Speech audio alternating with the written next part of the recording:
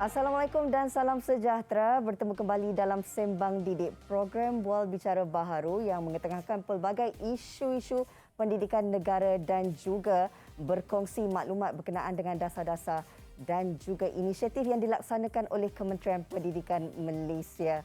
Hari ini bersama saya Hazrina Kasim dan juga rakan setugas kita. Ya, dan saya Harif Miswan. Apa khabar semuanya? Harap berada dalam keadaan yang baik sahaja. Maklumlah, untuk kita berbicara di platform Sembang Didik ini memerlukan untuk kita memberikan fokus dan juga sekurang-kurangnya membuka hatilah kepada ruang apa yang ingin dicapaikan. Dan lebih menarik, ini 5 September bermula pada saat ini Sembang Didik akan berbicara mengenai satu lagi topik tumpuan. Saya percaya di saat era pandemik yang dijangka akan bertukar menjadi endemik ini, berkaitan dengan kurikulum juga memang sangat diperlukanlah untuk Kementerian Pendidikan Malaysia memperkasakan kurikulum ini untuk kita melangkah bersama. Dan yang pastinya juga hari ini Hanif, kita amat bertuah sekali kerana apa yang kita difahamkan adalah baru-baru ini Kementerian Pendidikan Malaysia telah pun melancarkan satu inisiatif baharu yang dinamakan sebagai KPM Perkasaku. Jadi kita bertuah di Sembang Didik dapat berkongsi apakah antara objektif dan juga pengisian KPM Perkasaku ini dengan topik yang kita akan bawakan pada hari ini di Sembang Didik, iaitu menyentuh tentang KPM Perkasaku melangkah bersama. Ya, kita nak perkenalkan seorang tetamu yang kalau dahulunya kita pernah bawa ke studio. Tapi pada kali ini kerana dikabarkan ada dua tugasan besar yang sedang dipikul membawa aspirasi KPM ini. Jadi kita perkenalkan yang bahagia Datuk Haji Fakhruddin bin Haji Ghazali, Pengarah Peperiksaan Lembaga Peperiksaan dan kini sedang menjalankan tugas sebagai Timbalan Ketua Pengarah Pendidikan Malaysia, iaitu Sektor Dasar dan juga Kurikulum Kementerian Pendidikan Malaysia. Assalamualaikum. Selamat malam, Datuk. Waalaikumsalam warahmatullahi wabarakatuh. Saudara Hanif dan Rina, apa khabar? Alhamdulillah. Datuk sihat? Alhamdulillah. Sihat.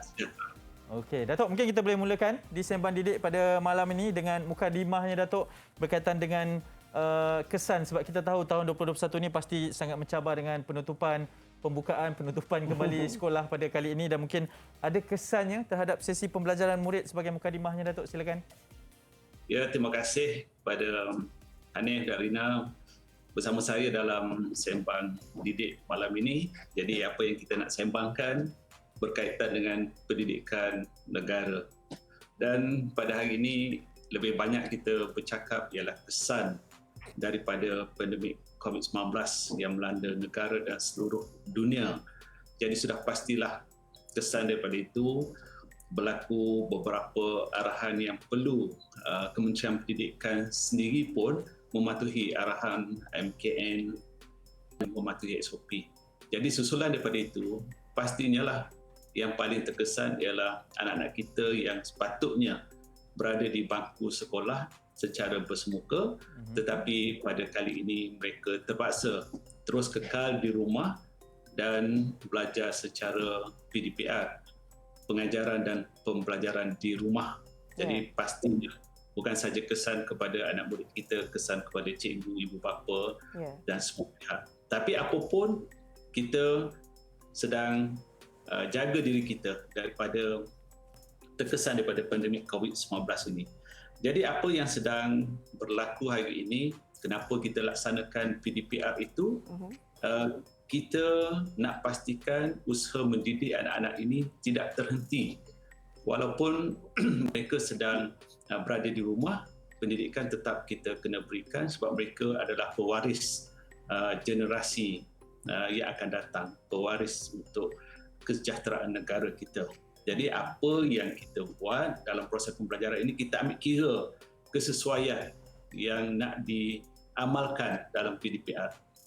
Kita melihat kepada kedudukan mereka, lokasi, kemudian kita tengok apa kemudahan infrastruktur yang ada daripada bandar bawa ke pedalaman, macam mana keupayaan guru-guru kita, serta sejak di mana tahap anak-anak itu berada pada hari ini. Jadi semua itu diambil kira dalam kita nak memperkenalkan satu-satu perkara dalam pendidikan ini. Jadi bermaknanya sama ada PDP ataupun PDPR, dia boleh berlaku sama ada dalam talian online ataupun luar talian dan juga secara offsite. Jadi kita boleh laksanakan yang tu kita maksudkan dengan kesesuaian tadi. Jadi KPM, Cik Hanif dan Rina mengambil inisiatif untuk meliti juga laporan-laporan, kajian, penulisan dari dalam dan luar negara. Kita pun melihat apa yang sedang berlaku di tempat lain. Sebab itu menjadi rujukan. Mungkin ada yang sama dengan kita ataupun berbeza. Akhirnya kita olah mesti sesuai dengan situasi kita di Malaysia ini. Yang merentas dari Perlis sampai ke Sabah itu, dia bukan ada satu formula yang sama. Yang penting ialah kita nak pastikan tidak ada learning loss, tidak ada learning gap. Itu yang kita sedang bercakap hari ini. Tak pergi sekolah, berada di rumah, gambarannya seolah hilang segala-galanya. Tidak ada apa yang anak itu dapat. Tapi kita kaji, kita tengok. Jadi insyaAllah dengan kekurangan masa pembelajaran bersemuka itu, kita akan cari jalan supaya pembelajaran secara dalam talian, luar talian offsite tadi juga boleh membawa kepada jumlah masa pembelajaran dan kesan yang sama, bahkan mungkin lebih baik. Jadi itulah hasrat kita supaya literasi, numeracy, kefahaman, pembangunan murid, semua itu berlaku sebaiknya. Sekarang itu dulu saya. Okey. Baik, Datuk. Mukadimah yang sangat mendalam sebenarnya, Datuk. Kalau kita lihat banyak juga tanggungjawab yang dilaksanakan di bawah Kementerian Pendidikan Malaysia sendiri dalam usaha untuk melakukan yang terbaik kepada pembelajaran murid-murid ini untuk mengelakkan berlakunya learning loss dan learning gap yang disentuh oleh Datuk sebentar tadi. Baik, daripada permasalahan tersebut, Datuk, mungkin Datuk juga boleh kongsikan inisiatif KPM sendiri untuk merapatkan jurang pembelajaran yang berlaku dalam kalangan murid-murid ini di peringkat sekolah. Silakan. Okey, sebenarnya inilah yang kita perlu garapkan. Dalam tempoh pandemik COVID-19 ini, kita selalu dengar dalam TV bercakap tentang frontliner, kebersamaan, kita jaga kita. Jadi bagi Kementerian Pendidikan juga, kita tidak ketinggalan. Walaupun kita tidak mungkin disebut sebagai frontliner, tapi kita ingin juga melangkah bersama dengan sesiapa saja. Jadi hari ini kita perkenalkan ataupun kita garapkan usaha kita tu ke dalam satu program yang kita namakan KPM Perkasaku. Jadi malam ini kita ingin melangkah bersama dan terima kasih Didik TV dah sekian lama sejak pandemik COVID-19 ini melangkah bersama-sama dengan KPM. Jadi usaha ini ialah tidak lain tidak bukan kita nak rapatkan jurang itu dan KPM dalam menstrategikan untuk mengurangkan learning loss dan learning gap tadi serta penguasaan literasi numeracy itu dengan program Perkasaku ini insya-Allah kita boleh hadapi cabaran berkenaan. Jadi mungkin saya boleh perkenalkan dulu KPM Perkasaku ini sudah pun kita lancarkan. Pada 30 Ogos 2021 yang lepas iaitu hari Isnin oleh Yang Bahagia Datin Sri Dr. Hajah Zamani binti Abdul Hamid, Ketua Pengarah Pendidikan Malaysia. Jadi itulah yang kita perkenalkan buat masa ini supaya boleh membantu semua pihak. InsyaAllah. Okey, Datuk, sangat menarik sebab bila bercerita mengenai memperkasakan sesuatu dan juga melangkah bersama, Datuk juga ada memberitahu berkenaan dengan pelibatan Didik TV bersama-sama dalam menjana ataupun memberikan aspirasi kepada murid-murid di rumah untuk pendidikan ini dan telah pun dilancarkan pada 30 Ogos ini nanti. Mungkin Datuk boleh bercerita juga sedikit berkenaan dengan KPM Perkasaku itu, Datuk, dan juga untuk kita bersama-sama melangkah untuk menuju kepada objektif yang diinginkan itu, Datuk. Silakan. Okey, terima kasih. Jadi supaya kita boleh ingat, kita nak KPM Perkasaku itu berada di bibir cikgu dan juga pelajar. Jadi sebelum kita bercakap tentang roh dia, kita bercakap tentang nama dia dulu supaya kenali. Jadi pertamanya perkasa itu datang dari beberapa perkataan. P itu dari program, kemudian diikuti dengan ERKA itu pemerkasaan, dan FA itu pelaksanaan, dan KU itu adalah kurikulum. Jadi nama penuhnya Perkasaku itu ialah program pemerkasaan, pelaksanaan, kurikulum. Dan kenapa K dan U itu huruf besar? Kita nak gambarkan bahawa kurikulum dan murid, U hujung itu juga membawa satu huruf daripada murid itu, adalah dua perkara yang mesti kita satukan. Kurikulum itu kita laksanakan, dan murid yang belajar itu kita nak seperti, sebab tu jadi Perkasaku dan KPM itu sendiri kita dah tahulah Kementerian Pendidikan Malaysia. Jadi itulah yang kita bawa dalam nama, dan nanti lepas ni kita akan cerita tentang apa roh di dalam KPM Perkasaku itu. Memang amat menarik sekali gabungan akronim itu. Betul. Ya, Hanif. Ada maksud rupanya. Bukan sekadar meletakkan sebagai salah satu inisiatif saja, tetapi setiap daripadanya membawa maksud yang begitu besar. Dan pastinya Datuk, selepas ini kita nak tahulah roh yang Datuk maksudkan itu, apakah dari segi matlamat dan juga strateginya. Betul, saya sukalah sebab bila bercerita mengenai roh ini, maksudnya ada sesuatu lah yang Datuk ingin sampaikan nanti. Datuk, kita berehat seketika kerana selepas ni banyak lagi perkongsian menarik dalam Sembang Didik untuk topik berkaitan dengan KPM Perkasaku melangkah bersama.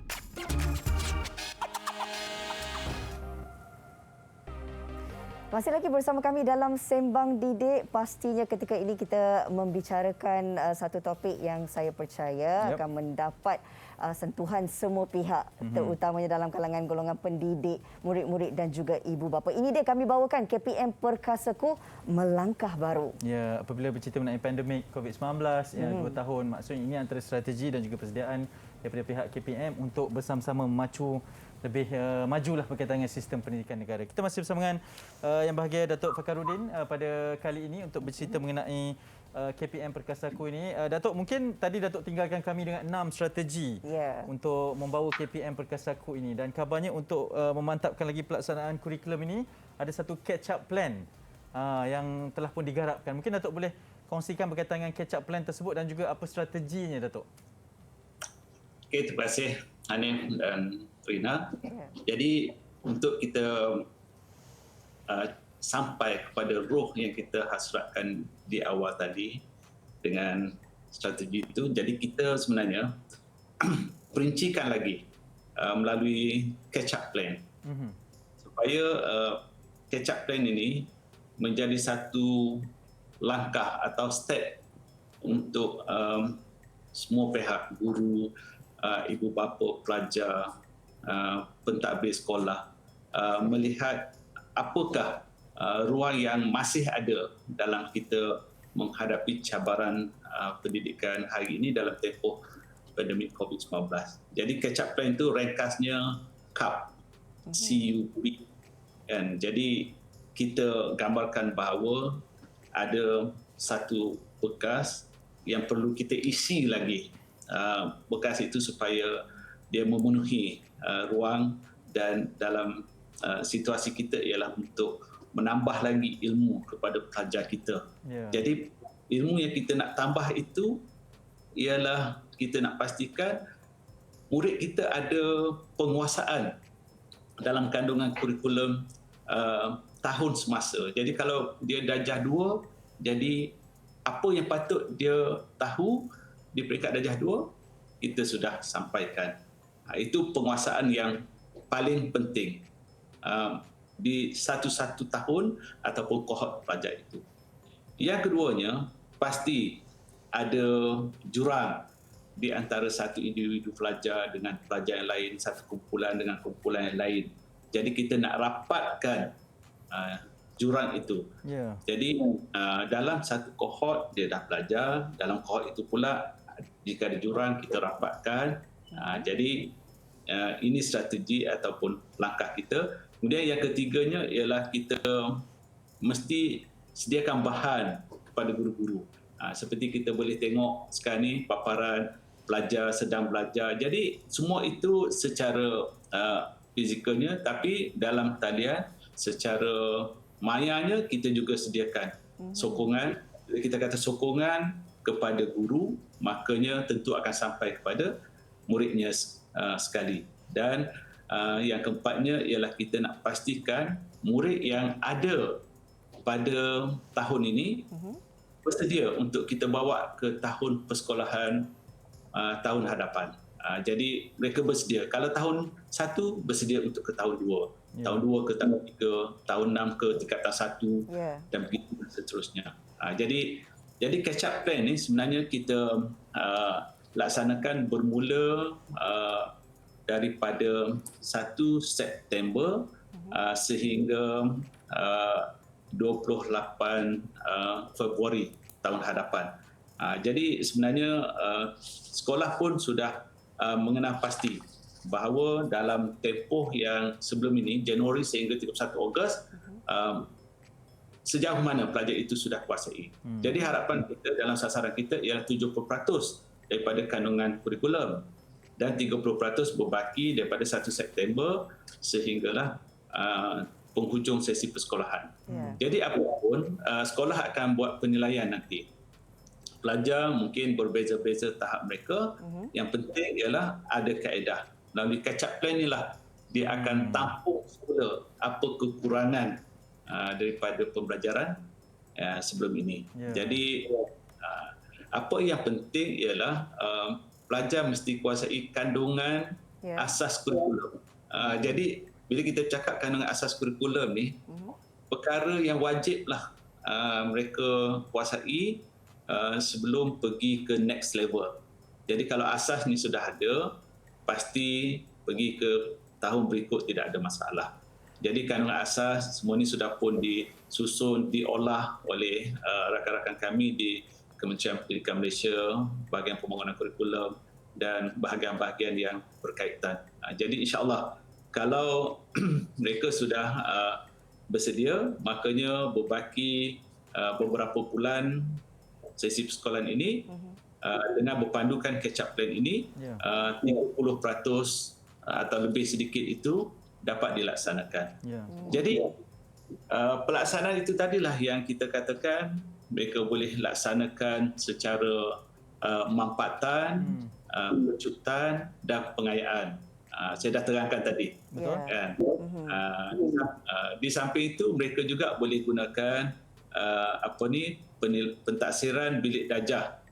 Dan pentaksiran bilik darjah ni sebenarnya boleh berlaku sepanjang masa. Bila cikgu itu mengajar bersemuka ataupun dalam talian, mereka boleh lihat adakah kandungan asas kurikulum yang diajar oleh guru itu sudah dikuasai oleh murid mereka.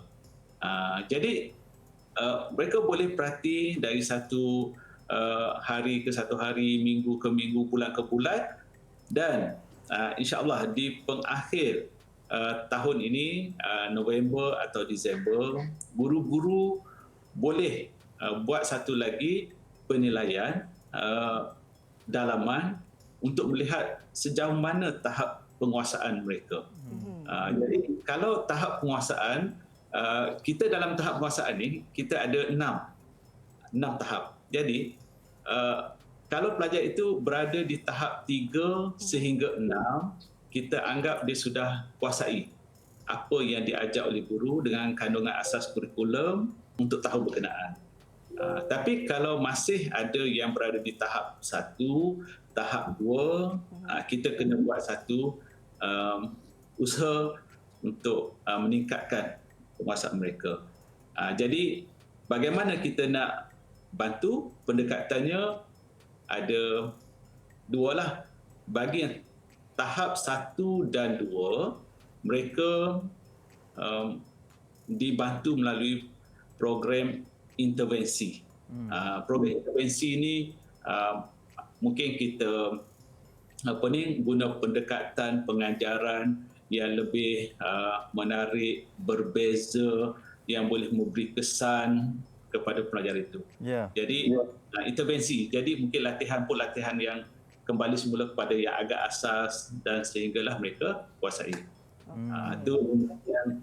Tapi kumpulan yang sudah normal, penguasaan mereka 3 sampai 6 tu, itu tak ada masalah. Mereka boleh belajar pada kadar yang biasa ataupun bahkan cikgu boleh kayakan lagi. Kayakan lagi dia punya ilmu tu. Boleh beri isi yang kandungan mata pelajaran yang lanjutan dan sokongan, dan mereka juga boleh diberi latihan yang lebih mencabar keupayaan mereka. Itulah yang kita boleh laksanakan. Baik, Datuk. Kita melihat bahawa... Ya, boleh saya teruskan, Datuk? Ya, boleh.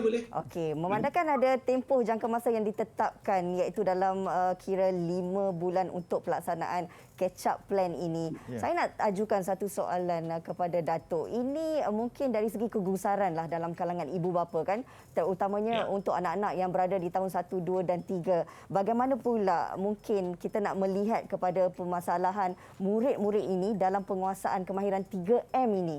Datuk, silakan. Okey, right. Jadi bagi kumpulan pelajar ini, itu yang saya sebutkan tadi, dia ada pemugaran literasi dan numerasi. Sebenarnya anak-anak yang berada di tahap 1, iaitu tahun 1, 2, 3 ini, mungkin kesan yang ketara kepada mereka ialah asasnya membaca, menulis dan mengira tadi. Jadi sebenarnya Kementerian Pendidikan sendiri ada menyediakan satu kit, kit untuk pemugaran literasi dan numerasi ini, supaya kita boleh mengesan setakat mana sebenarnya tahap penguasaan mereka itu. Jadi kita tak boleh tengok dia punya tingkah laku, apa yang dia buat seharian, tak boleh. Kita kena ada satu kit lah, macam kita nak uji dia, dia buat latihan, dia buat apa yang kita bekalkan ini, dan akhirnya kita boleh tahu penguasaan mereka. Jadi ibu bapa, guru boleh menggunakan kit ni, dan kit itu kita akan keluarkan dalam beberapa versi. Kita ada modul asas literasi bahasa Melayu. Kemudian kita ada modul asas numerasi. Jadi satu bahasa Melayu, satu numerasi. Yang numerasi ini ada dalam versi bahasa Melayu, ada dalam versi bahasa Inggeris. Dan juga kita akan sediakan dalam versi bahasa Cina dan bahasa Tamil bagi sekolah-sekolah jenis kekuasaan Cina dan sekolah jenis kekuasaan Tamil. Jadi bila kita dah lihat ada kejayaan, ada kemajuan, pelajar ini akan dinilai semula oleh guru mereka, dan kalau mereka sudah melepasi satu tahap dan mereka boleh teruskan pembelajaran dengan rakan-rakan yang lain. Okey, Datuk, banyak lagi akan kita berkongsi selepas ini. Saya percaya golongan guru akan sangat tertarik untuk bertanya berkenaan dengan pemerkasaan pentaksiran bidik darjah. Sekali lagi akan kita kupas selepas ini dalam Sembang Didik. Jangan ke mana. InsyaAllah.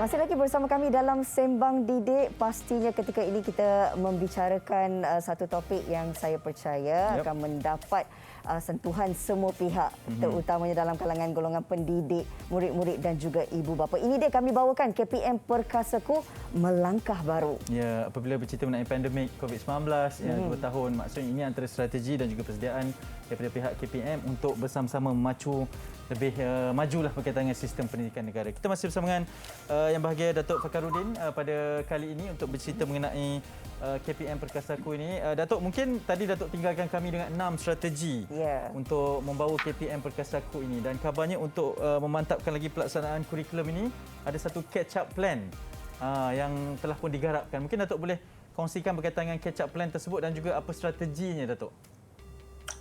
Okey, terima kasih Hanif dan Rina. Jadi untuk kita sampai kepada roh yang kita hasratkan di awal tadi dengan strategi itu, jadi kita sebenarnya perincikan lagi melalui catch up plan supaya catch up plan ini menjadi satu langkah atau step untuk semua pihak, guru, ibu bapa, pelajar, pentadbir sekolah melihat apakah ruang yang masih ada dalam kita menghadapi cabaran pendidikan hari ini dalam tempoh pandemik COVID-19. Jadi catch up plan itu ringkasnya CUP, CUP. Kan? Jadi kita gambarkan bahawa ada satu bekas yang perlu kita isi lagi bekas itu supaya dia memenuhi ruang, dan dalam situasi kita ialah untuk menambah lagi ilmu kepada pelajar kita.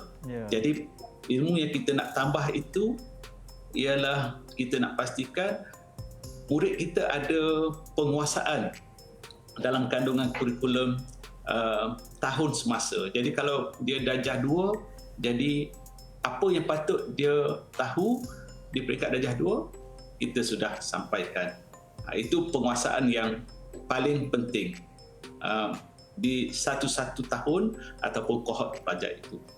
Yang keduanya, pasti ada jurang di antara satu individu pelajar dengan pelajar yang lain, satu kumpulan dengan kumpulan yang lain. Jadi kita nak rapatkan jurang itu. Jadi dalam satu kohort dia dah belajar, dalam kohort itu pula jika ada jurang kita rapatkan. Jadi ini strategi ataupun langkah kita. Kemudian yang ketiganya ialah kita mesti sediakan bahan kepada guru-guru. Seperti kita boleh tengok sekarang ni paparan pelajar sedang belajar. Jadi semua itu secara fizikalnya, tapi dalam talian secara mayanya kita juga sediakan sokongan. Kita kata sokongan kepada guru, makanya tentu akan sampai kepada muridnya sekali. Dan yang keempatnya ialah kita nak pastikan murid yang ada pada tahun ini bersedia untuk kita bawa ke tahun persekolahan tahun hadapan. Jadi mereka bersedia. Kalau tahun 1 bersedia untuk ke tahun 2, tahun 2 ke tahun 3, tahun 6 ke tingkatan 1 dan begitu dan seterusnya. Jadi catch up plan ni sebenarnya kita laksanakan bermula daripada 1 September sehingga 28 Februari tahun hadapan. Jadi sebenarnya sekolah pun sudah mengenal pasti bahawa dalam tempoh yang sebelum ini, Januari sehingga 31 Ogos, sejauh mana pelajar itu sudah kuasai. Jadi harapan kita dalam sasaran kita ialah 70% daripada kandungan kurikulum dan 30% berbaki daripada 1 September sehinggalah penghujung sesi persekolahan. Jadi apapun, sekolah akan buat penilaian nanti. Pelajar mungkin berbeza-beza tahap mereka. Yang penting ialah ada kaedah.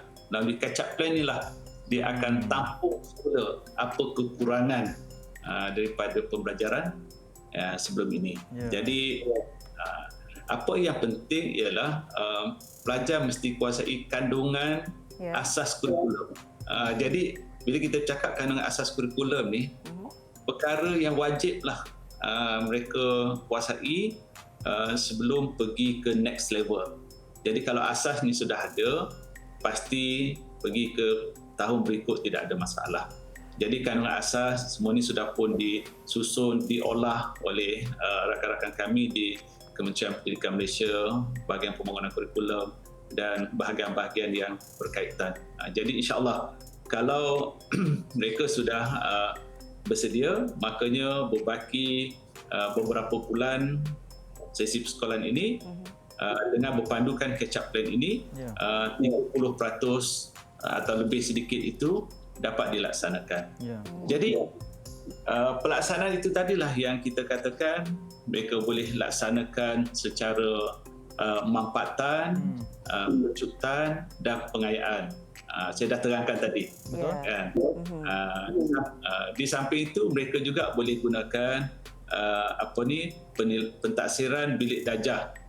Dan pentaksiran bilik darjah ni sebenarnya boleh berlaku sepanjang masa. Bila cikgu tu mengajar bersemuka ataupun dalam talian, mereka boleh lihat adakah kandungan asas kurikulum yang diajar oleh guru itu sudah dikuasai oleh murid mereka. Jadi mereka boleh perhati dari satu hari ke satu hari, minggu ke minggu, bulan ke bulan, dan insya-Allah di pengakhir tahun ini, November atau Disember, guru-guru boleh buat satu lagi penilaian dalaman untuk melihat sejauh mana tahap penguasaan mereka. Jadi kalau tahap penguasaan, kita dalam tahap penguasaan ni kita ada 6 tahap. Jadi kalau pelajar itu berada di tahap 3 sehingga 6, kita anggap dia sudah kuasai apa yang diajar oleh guru dengan kandungan asas kurikulum untuk tahun berkenaan. Tapi kalau masih ada yang berada di tahap 1, tahap 2, kita kena buat satu usaha untuk meningkatkan penguasaan mereka. Jadi bagaimana kita nak bantu? Pendekatannya ada dua lah. Bagi yang tahap 1 dan 2, mereka dibantu melalui program intervensi. Program intervensi ini mungkin kita guna pendekatan pengajaran yang lebih menarik, berbeza, yang boleh memberi kesan kepada pelajar itu. Jadi intervensi. Jadi mungkin latihan yang kembali semula kepada yang agak asas dan sehinggalah mereka kuasai. Itu tapi kumpulan yang sudah normal, penguasaan mereka 3 sampai 6 tu, itu tak ada masalah. Mereka boleh belajar pada kadar yang biasa ataupun bahkan cikgu boleh kayakan lagi. Kayakan lagi dia punya ilmu tu. Boleh beri isi yang kandungan mata pelajaran yang lanjutan dan sokongan, dan mereka juga boleh diberi latihan yang lebih mencabar atas keupayaan mereka. Itulah yang kita boleh laksanakan. Baik, Datuk, kita melihat bahawa boleh saya teruskan, Datuk? Ya, boleh. Okey, memandangkan ada tempoh jangka masa yang ditetapkan, iaitu dalam kira 5 bulan untuk pelaksanaan catch up plan ini. Saya nak ajukan satu soalan kepada Datuk. Ini mungkin dari segi kegusaran lah dalam kalangan ibu bapa kan, terutamanya untuk anak-anak yang berada di tahun 1, 2 dan 3. Bagaimana pula mungkin kita nak melihat kepada permasalahan murid-murid ini dalam penguasaan kemahiran 3M ini? Datuk, silakan. Okey, right. Jadi bagi kumpulan pelajar ini, itu saya sebutkan tadi, dia ada pemugaran literasi dan numerasi. Sebenarnya anak-anak yang berada di tahap 1, iaitu tahun 1, 2, 3 ini, mungkin kesan yang ketara kepada mereka ialah asasnya membaca, menulis dan mengira tadi. Jadi sebenarnya Kementerian Pendidikan sendiri ada menyediakan satu kit, kit untuk pemugaran literasi dan numerasi ini, supaya kita boleh mengesan setakat mana sebenarnya tahap penguasaan mereka itu. Jadi kita tak boleh tengok dia punya tingkah laku, apa yang dia buat seharian, tak boleh. Kita kena ada satu kit lah, macam kita nak uji dia, dia buat latihan, dia buat apa yang kita bekalkan ini, dan akhirnya kita boleh tahu penguasaan mereka. Jadi ibu bapa, guru boleh menggunakan kit ni, dan kit itu kita akan keluarkan dalam beberapa versi. Kita ada modul asas literasi bahasa Melayu. Okey, kemudian kita ada modul asas numerasi. Okey. Jadi satu bahasa Melayu, satu numerasi. Yang numerasi ni ada dalam versi bahasa Melayu, ada dalam versi bahasa Inggeris. Dan juga kita akan sediakan dalam versi bahasa Cina dan bahasa Tamil bagi sekolah-sekolah jenis kekuasaan Cina dan sekolah jenis kekuasaan Tamil. Jadi bila kita dah lihat ada kejayaan, ada kemajuan, pelajar ini akan dinilai semula oleh guru mereka, dan kalau mereka sudah melepasi satu tahap dan mereka boleh teruskan pembelajaran dengan rakan-rakan yang lain. Okey, Datuk, banyak lagi akan kita berkongsi selepas ini. Saya percaya golongan guru akan sangat tertarik untuk bertanya berkenaan dengan pemerkasaan pentaksiran bilik darjah. Sekali akan kita kupas selepas ini dalam Sembang Didik. Jangan ke mana. Kerana terus bersama kami dalam Sembang Didik, membawakan satu topik perbincangan yang dapat memberi manfaat kepada semua. Dan hari ini kita di Sembang Didik tengah membincangkan tentang KPM Perkasaku Melangkah Bersama. Banyak sebenarnya yang sudah pun kita dapat ketahui berdasarkan pengisian dan objektifnya. Betul, antaranya adalah berkaitan dengan strategi, ada juga plan yang ingin dilakukan untuk mencapai kepada strategi tersebut. Tapi lebih penting apabila bercerita mengenai melangkah bersama, Datuk masih bersama dengan kita, terima kasih banyak. Mungkin persoalannya sekarang ini, bagaimana pula calon-calon SPM 2021 ni, Datuk, untuk mereka melangkah bersama untuk kita pastikan bahawa mereka ni betul-betul bersedia untuk menghadapi peperiksaan SPM ni, Datuk. Okey, Janet dan Rina. Jadi kita dalam langkah kita meletakkan satu asas yang kuat kepada semua pelajar kita dalam memahami setiap isi kandungan pembelajaran. Kita juga tidak tinggalkan anak-anak yang bakal menduduki peperiksaan SPM 2021. Jadi pastinya persediaan mereka lah yang dirisaukan oleh calon sendiri ataupun guru serta ibu bapa mereka. Jadi walaupun tahun 2021 mereka akan menduduki dalam format baharu SPM, saya yakin guru-guru sudah pun mendedahkan kepada pelajar tentang format ini, dan dari segi isi pelajaran itu sudah pun diajar.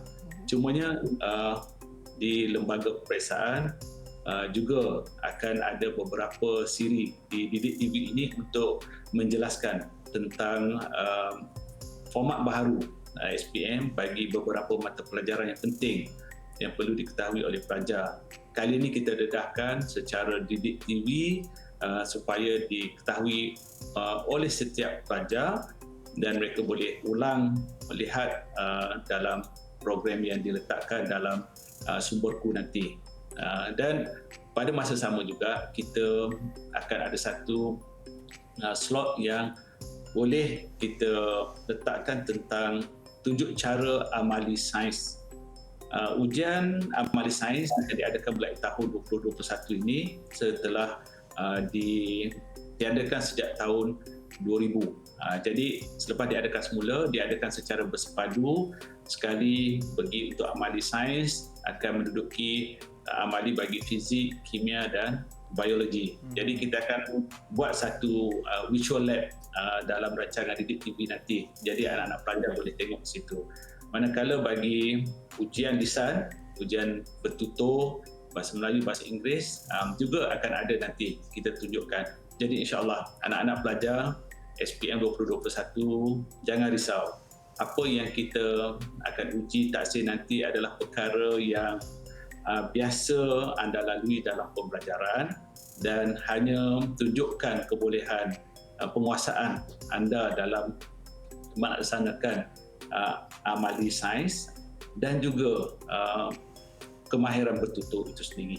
Jadi insya-Allah pelajar yang berkumpulan khas juga mereka akan menduduki amali sedia kemahiran Malaysia. Jadi dalam tempoh itu juga mereka disediakan untuk mengemaskan portfolio SKM 2021 oleh guru-guru mereka.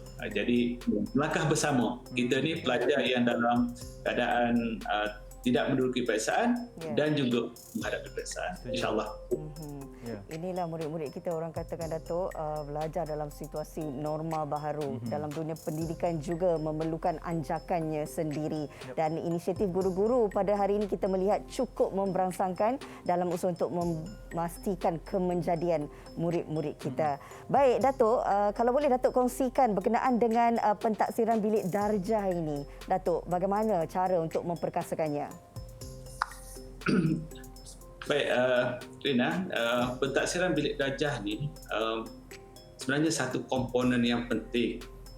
Kalau saya nak analogikan, seperti kita yang beragama Islam, kita belajar mengaji Quran dan Tok Guru kita mengajar kita mengaji dan kita buat bacaan di hadapan Tok Guru kita dan dia boleh alih dia kata kita sudah kuasai, kemudian belajar baca muka surat berikut sampailah kita khatam Quran. Jadi itu namanya pentaksiran secara tidak formal melalui pendengaran, pemerhatian oleh Tok Guru kita. Jadi sama juga cikgu-cikgu kita ni pun Tok Guru dalam kelas, sama ada dalam talian ataupun secara bersemuka. Jadi itu mudahnya. Cuma bila kita sebut pentaksiran bilik darjah ni mungkin nampak dia agak sukar dengan jumlah murid yang ramai, dengan pelbagai kekangan.